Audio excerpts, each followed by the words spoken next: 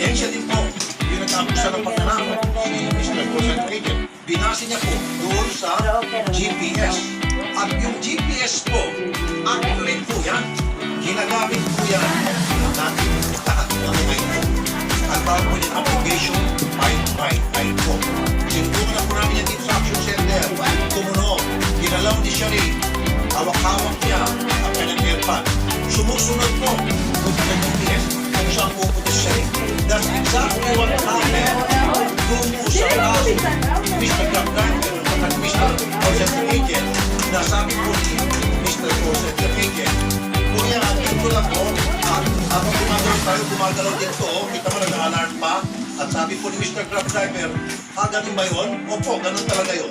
Because umakyat po si Call Center Agent, iniwan niya po yung kanyang airpad, kasi po ni Wally, pagbalik niya, wala ng airpad, kaya may binuksan niya po yung GPS. Tingnan natin alam, bakit? Para pag-tipid, nasa bulsa na yung Call Center Agent, pumuto na siya kung siya sabi, di ba? O